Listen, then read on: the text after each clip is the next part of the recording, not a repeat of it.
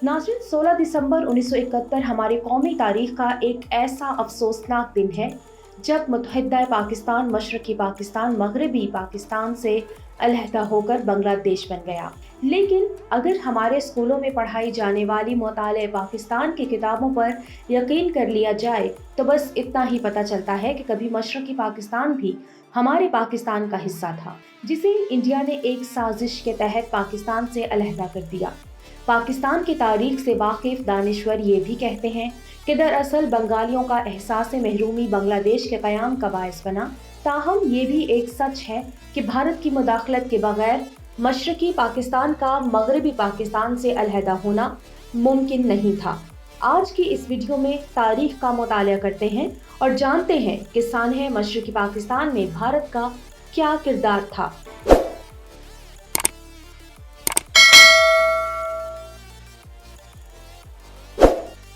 ये 3 दिसंबर 1971 शाम की बात है। इंडिया के उस वक्त के आर्मी चीफ जनरल सैम की टेलीफोन कॉल इंडियन फौज की मशरकी कमान के chief of staff lieutenant general Jack Jacob को मौसूल होती है। आर्मी चीफ ने जनरल जैकब को पैगाम दिया कि पाकिस्तानी तैयारों ने मगरबी इंडिया में भारत के फौजी अड्डों पर बमबारी की है। जनरल जैकब से कहा गया कि वो इस वाक़ये की इत्तला इंडियन वज़ीर आज़म इंदिरा गांधी को दें। वज़ीर आज़म इंदिरा गांधी उस वक्त कलकत्ता के दौरे पर थी और राजभवन में ठहरी हुई थी। इंडियन फौज को इस खबर पर बिल्कुल भी तशवीश नहीं हुई कि पाकिस्तान ने इंडिया पर फजाई हमले किए हैं। दर हकीकत वो इसी नौयत की किसी खबर का बेसब्री से इंतजार कर रही थी। जनरल जैकब ने अपनी किताब सरेंडर एट ढाका में लिखा है कि जगजीत सिंह बहुत खुश थे। उन्होंने अपने एडीसी से कहा कि मेस से विस्की की एक बोतल ले आओ। हम समझ गए कि आइंदा दिनों में कोई आराम नहीं होगा। इसके बाद से इंडिया और पाकिस्तान में जंग छिड़ गई। इससे कबल इंडिया और पाकिस्तान दोनों ने मगरबी सरहद पर अपने फौजी दस्ते मुतहर्रिक कर रखे थे। कई माह कबल ही दोनों मुल्कों में जंग छिड़ने के कई इम्कानात पैदा हो चुके थे।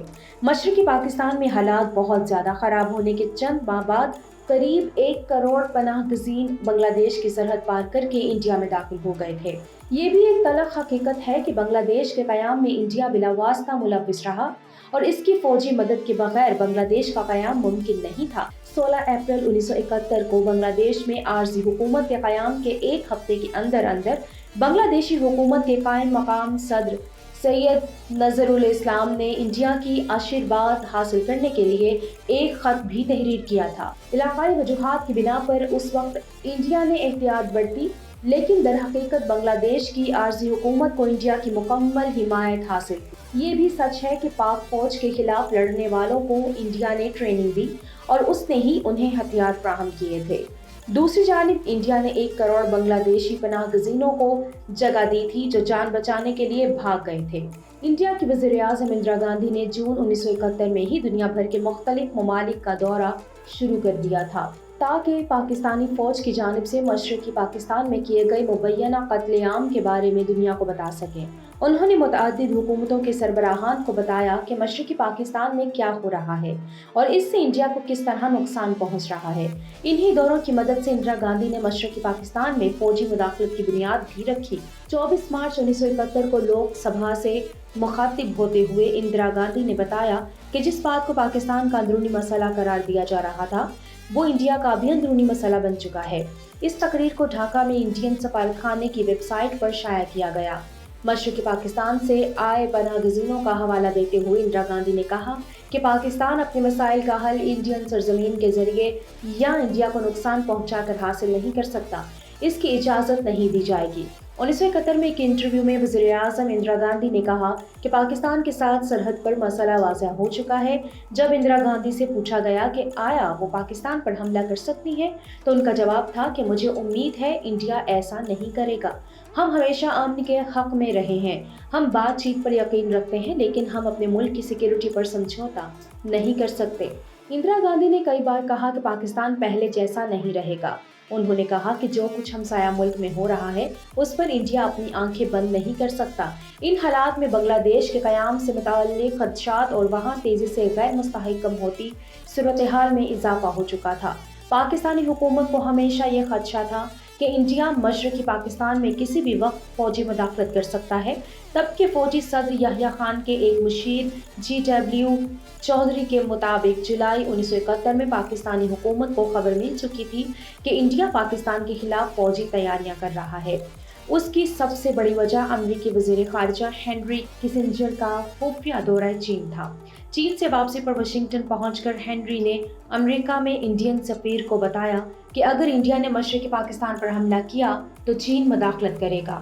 ہینری کے دورہ چین کے بعد اندرا گاندھی کو کافی مایوسی ہوئی اور اس کے ایک ماہ بعد انڈیا اور روس میں اتحاد قائم ہو گیا۔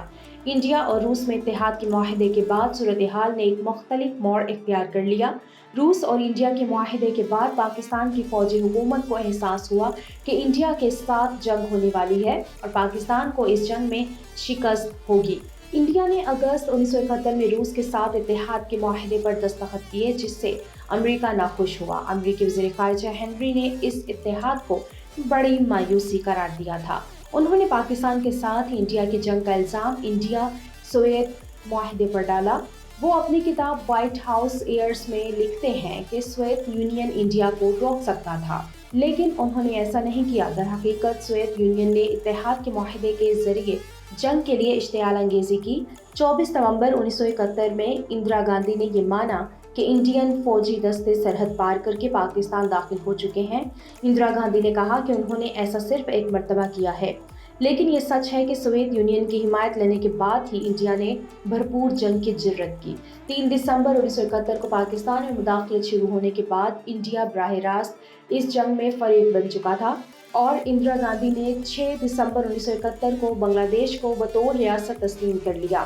7 دسمبر 1971 کو بنگلہ دیشی وزیر اعظم تاج الدین نے ایک ریڈیو خطاب میں کہا کہ ہمارے جنگجو اب انڈین فوجی کے شانہ بشانہ لڑ رہے ہیں اور ان کا خون اس مٹی میں بہہ رہا ہے۔